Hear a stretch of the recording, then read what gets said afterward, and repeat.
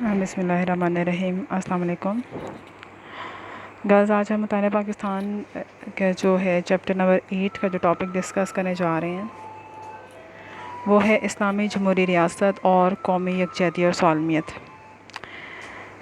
اسلامی ریاست کی تشکیل جو ہے وہ حضرت محمد صلی اللہ علیہ وسلم نے مدینہ میں فرمائی تھی۔ آپ صلی اللہ علیہ وآلہ وسلم کے نزدیک اسلامی ریاست کا مقصد اللہ تعالیٰ کی حاکمیت کا قیام اور بنی نوع انسان کی فلاح و بہبود ہے۔ حضرت محمد صلی اللہ علیہ وآلہ وسلم کے وصال کے بعد خلفائے راشدین نے اسلامی ریاست کو مستحکم بنانے میں اپنا کردار ادا کیا، ریاست کے جمہوری اور فلاحی تصور کو اجاگر کیا اور کئی ایسے اقدامات کیے جن سے اسلامی ریاست دنیا کی مثالی ریاست بن گئی۔ جب ہم اسلامی ریاست کا غور سے مطالعہ کرتے ہیں تو ہمیں اس کے افادیت کے کئی پہلو ملتے ہیں، وہی ابھی ہم نے 1 بائی 1 ڈسکس کرنے ہیں۔ پہلا آ رہا ہے قومی یکجہتی اور اتحاد کا مظہر۔ اب جو اسلامی ریاست ہے وہ قومی یکجہتی کا اور اتحاد کا مظہر ہے، تو اس کا یہ مطلب ہے سب سے پہلے دیکھیں آتا ہے قومی یکجہتی اتحاد کا مظہر۔ اسلامی ریاست قومی اتحاد کا مظہر ہوتی ہے۔ اسلامی ریاست میں نہ تو کسی فرد یا طبقے سے زیادتی ہوتی ہے اور نہ ہی معاشرے کے کسی عنصر سے ناانصافی ہوتی ہے، کیونکہ اسلام کے اصول جو ہیں وہ اپنائے جاتے ہیں اور اسلامی قوانین کو جو ہے نافذ کیا جاتا ہے، اس لیے جو ہے وہ کسی فرد یا طبقے سے کوئی زیادتی نہیں ہوتی۔ عدم یکجہتی اور اتحاد کا تو سوال ہی پیدا نہیں ہوتا۔ عدل و انصاف قائم کیا جاتا ہے، جمہوری قدروں کو فروغ دیا جاتا ہے اور مکمل آزادی کے ساتھ معاشرے کے افراد میں قومی یکجہتی جو ہے وہ پیدا کی جاتی ہے۔ پھر آتا ہے عدل و انصاف کا قیام۔ اسلامی ریاست عدل و انصاف قائم کرتی ہے، وہ کسی فرد یا طبقے سے کسی قسم کی زیادتی نہیں ہونے دیتی اور ہر ایک کے ساتھ یکساں سلوک کرتی ہے۔ قرآن کریم میں اگر ہم دیکھیں تو اس کے بارے میں ارشاد ہوتا ہے، عدل کرو یہ تقویٰ کے قریب ہے۔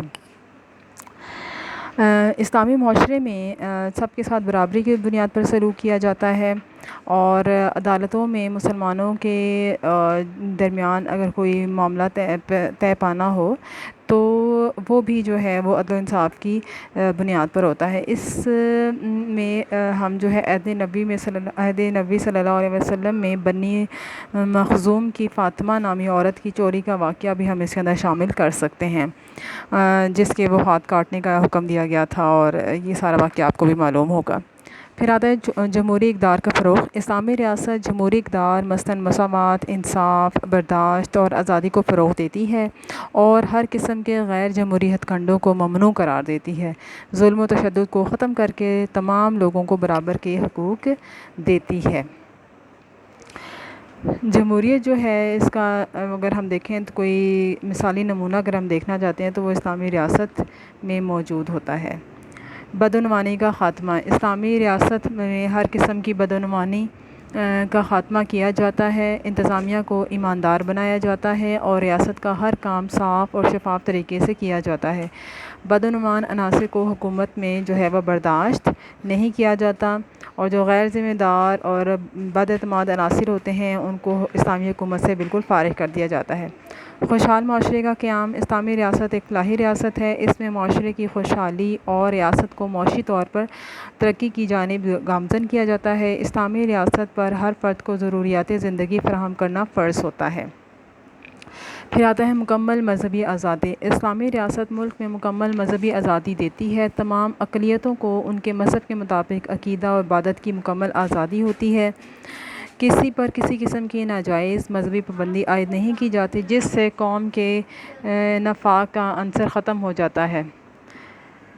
پھر آتا ہے نیکسٹ استحصال کا خاتمہ۔ اسلامی ریاست استحصال سے پاک معاشرہ قائم کرتی ہے، کوئی فرد یا کوئی طبقہ کسی دوسرے کا استحصال یا اس کی بے عزتی یا اسے کمتر نہیں سمجھتا، ہر فرد جو ہے وہ دوسرے کے حقوق کا خیال رکھتا ہے اور کسی فرد یا علاقے کو پسماندہ جو ہے وہ تصور نہیں کیا جاتا۔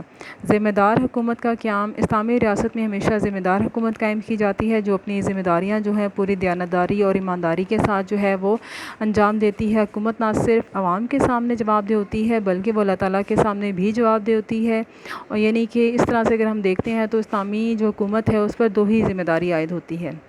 پھر ہے جناب احتساب کا اصول۔ اسلامی ریاست میں ہر فرد کا احتساب ہوتا ہے۔ احتساب کا یہ مطلب ہوتا ہے کہ اسے پوچھ گچھ کی جاتی ہے، جو ذمہ داری کسی شخص کو عائد کی گئی ہے، چاہے وہ حکومت میں ہے یا نہیں ہے، اس کے ذمہ جو بھی کام ہوگا وہ اپنے ذمہ داری جو ہے اس کے بارے میں جواب دہ ہوگا، لوگوں کے سامنے بھی اور حکومت کے سامنے بھی۔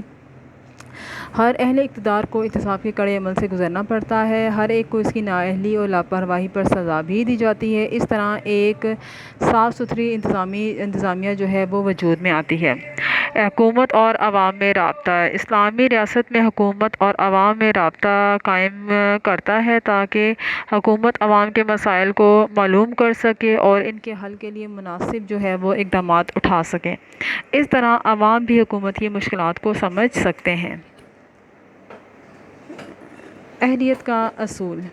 اسلامی ریاست میں ہمیشہ اہلیت کے اصول کو مد نظر رکھا جاتا ہے، یعنی جو فرد جس کام کا اہل ہوگا اس کو وہی کام سونپا جائے گا تاکہ اس کام کو بخوبی انجام دیا جا سکے اور اس کے مثبت جو نتائج آ سکیں، تاکہ فرد کو اور معاشرے کو اور ملک کو اور قوم کو اس کا فائدہ حاصل ہو سکے۔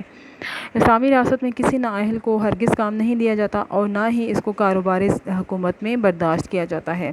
ترقی پسندی۔ اسلامی ریاست میں بدلتے ہوئے حالات اور نئے تقاضوں سے ہم آہنگی پر زور دیا جاتا ہے۔ اسلام میں قدامت پسندی اور جمود ناپسندیدہ افعال ہیں، لہٰذا جمود ناپسندیدہ افعال ہیں، لہٰذا ترقی پر زور دیا جاتا ہے۔ قرآن کریم میں واضح طور پر ارشاد ہے کہ زمینوں، آسمانوں اور ان کے درمیان اللہ تعالیٰ نے اپنی مخلوق کے لیے بے شمار خزانے چھپا رکھے ہیں اور جو بھی ان کو تلاش کرنے کے لیے جدوجہد کرتا ہے اس کے لیے یہ نعمتیں دستیاب ہیں۔ غیر مسلموں کو حقوق کی حفاظت۔ اسلامی ریاست میں غیر مسلموں کے حقوق پر خصوصی توجہ دی جاتی ہے۔ عام طور پر تمام شہریوں کو حقوق دیے جاتے ہیں، لیکن خاص طور پر غیر مسلموں کو جو ہے وہ ان کا جو بھی ان کے حقوق اور درجہ بنتا ہے وہ ان کو دیے جاتے ہیں اور ان کی مال و جان کی جو ہے وہ حفاظت کی جاتی ہے تاکہ جو ہے مسلمانوں کے ساتھ ساتھ غیر مسلم بھی جو ہے نا وہ اپنے آپ کو محفوظ تصور کریں اسلامی ریاست کے اندر۔